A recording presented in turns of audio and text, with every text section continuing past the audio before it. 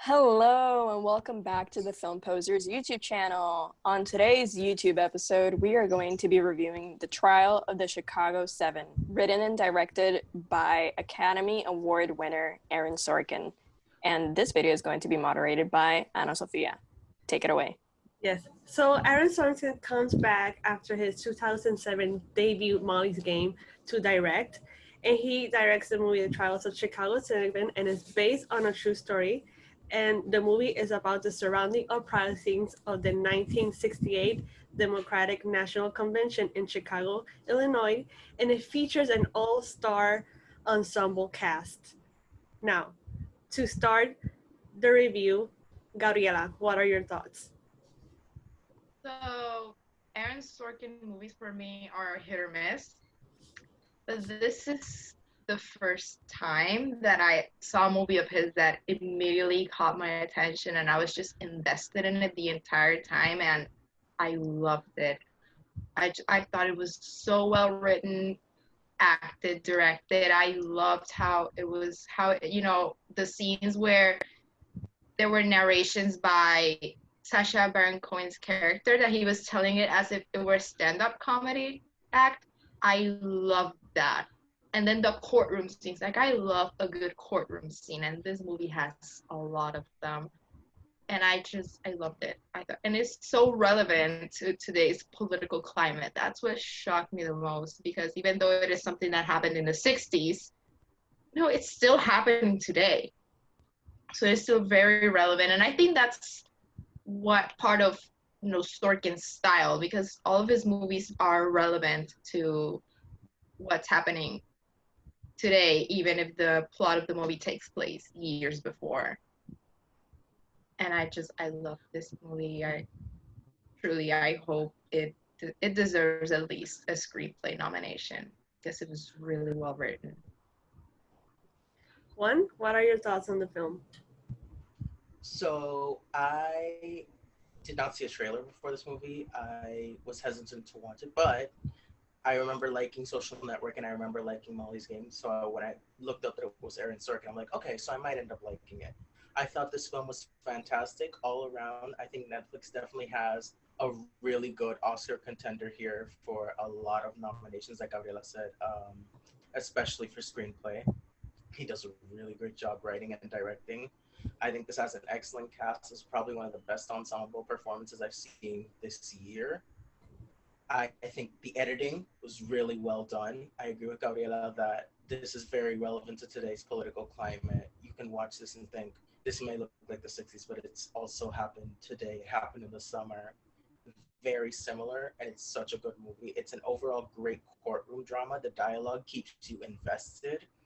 I'd say for award season, keep an eye out for Frank Langella, who probably gives one of his career best performances here. Like, he keeps you invested in this whole thing. Like, you are shocked by some of the things he does, and he plays it off so convincingly that it's scary. And Yahya Abdul-Mateen II. Let me tell you, I need him in Best Supporting Actor because he deserves that nomination and potential win. We shall see. Yes. I thought he was fantastic. When I first saw him show up on the screen, I'm like, superstar, A-lister, there we are. It was such a great introduction that right away I'm like, I love your character. I'm in for whatever you're doing. Overall, this is a great courtroom drama. I would really recommend that you watch this on Netflix when it comes out. So what about you, Josie? What are your thoughts on the film? Yes, following Juan's line of thought, it comes out October 16th, so when you're watching this, it'll already be out. Please do watch it. Very quick, general consensus, we all really love this film. I think it's pretty hard not to like it because it just captures you instantly. It's done well. The editing helps push the story forward seamlessly because you're wondering, this is an extensive story with a very lengthy timeline, and you're wondering, how is this gonna play out?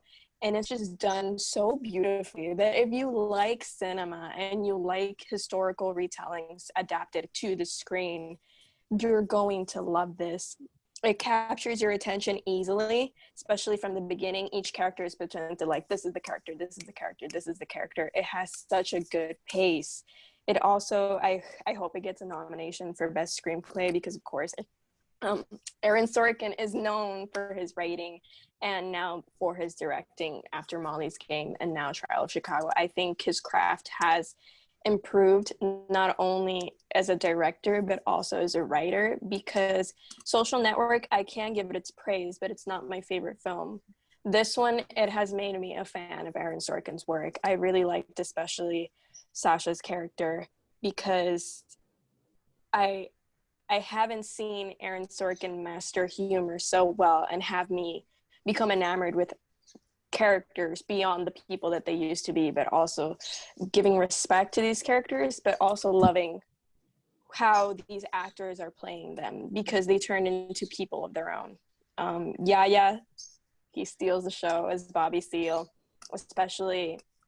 I had to pause that one moment. I'm not going to talk about it, but if you're familiar with the story, then you know.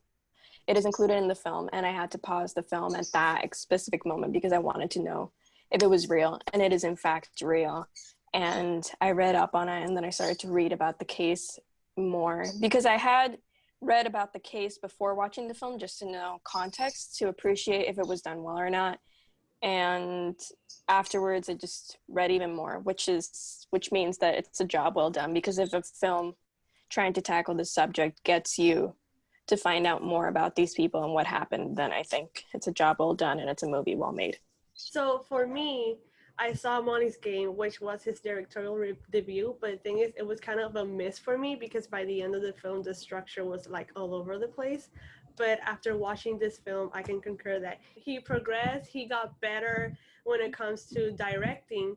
But obviously, we know him for his words. When he writes, he has a witty way and a very persuasive way of writing. And that's why I really like about his scripts. Obviously, we've seen it with The Social Network. We see him with the HBO's The Newsroom. And we see it here in this film, which was an amazing script. And I certainly believe that it's going to be an Oscar contender script. I want to highlight some of the actors in this film. One of them was Sacha Baron Cohen's character, that he was like an intelligent hippie, but at the same time, he brought the comedy in such a smooth way in the film that I really loved. But on the other hand, we have Frank Langella's character, where he plays an hostile judge that everybody hates from the beginning of the film. And you just hate him so much, and like his character come to life in the courtroom scenes. Now, again, the movie takes primarily in a courtroom where there's no question that things get heated. There's a lot of discourse, corruption, racism, and abuse of power in a small room, and how Sorkin was able to create such a hostile environment in that specific setting. It makes you like try not to like stumble upon your body, because you're like, oh my God, I'm a little bit heated. I'm a little bit mad with what's happening.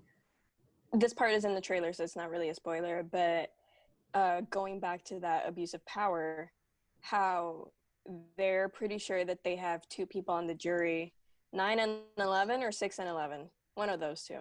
6 and 11 is one of them. 6 and 11.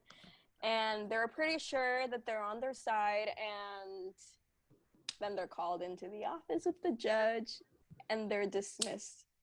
Mm-hmm. Yeah. Because I'm so mad. It was a political trial, and yeah, mm-hmm. It makes you angry. It truly does, because because obviously they don't want people that that are biased, mm-hmm. that are going to agree with the Chicago 7. They want people that's going to agree with them. Mm-hmm. And that is still a bias, but it's a matter of politics. So it's this whole thing, and you see that today. Yeah, and picking up on what you said, from what we see in the film, it's not far away from the social and political climate of today's present time, obviously showing that decades later, the film is still, it could be relevant, because there are some certain scenes where obviously we see police brutality, we see racism, and it's still here in today's age. And I believe that Sorkins actually did it in purpose, trying to reflect, like, hey, this happened in 1968, but look at us now, it's still happening. Oh, the only thing I have about the ending was I felt the text they used it's very nitpicky of me, but the text they used kind of interfered with how I could like see it and also read it. So I would have Me changed the text. encanta. That's the Your only thing I font would change. usage. I you know what? I have to be nitpicky with that because I'm here going. I'm trying to read, but I also want to I see. know. Yeah. It's just an aesthetic that I changed. I love it. That shows that you're paying attention.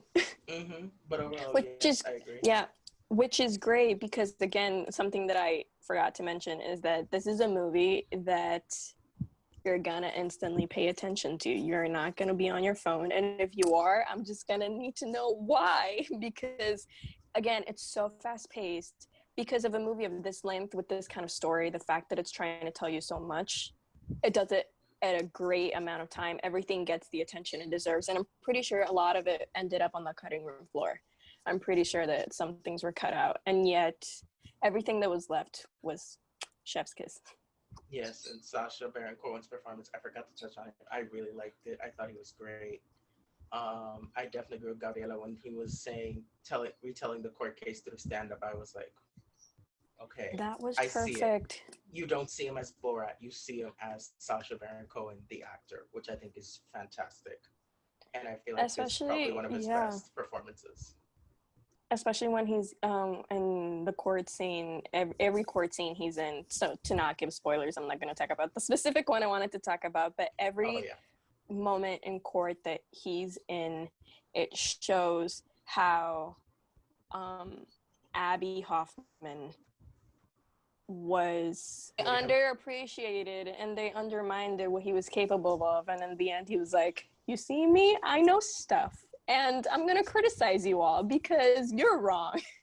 And we have to change the world. And I love how Abby, from beginning to end, you do see a change in him as to how he reacts to other people, especially Eddie Redmayne's character, which I'm blanking on right now. Tom? Yeah. That Hayden.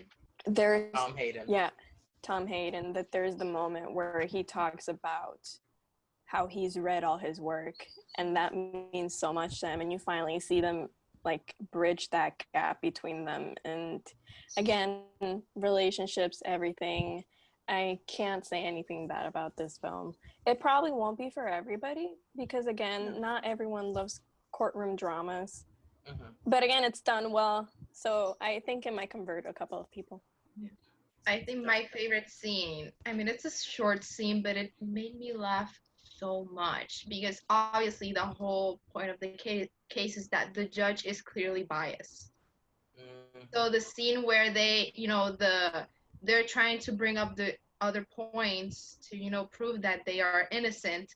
And so by this point, Abby and Jeremy Strong's character, they obviously know that the judge is not going to agree. So when the lawyer brings up this, they all say, overruled, mocking the judge. Yes. Because they already know that he's going to say overruled. And that scene just made me laugh so much. Yeah. Which brings me back to comedy. Like, I love how Aaron Sorkin's comedic timing has improved. Yeah. I'm like, you're making me laugh, Sorkin. I'm impressed. Because at least I remember Social Network being so serious, except for the part where Andrew Garfield talks about flip-flops. So thank you for watching our review. Make sure to hit a like and subscribe to our channel and follow us on social media on Facebook, Twitter, and Instagram. And that is it. And thank you all for watching. And remember, we're all film posers.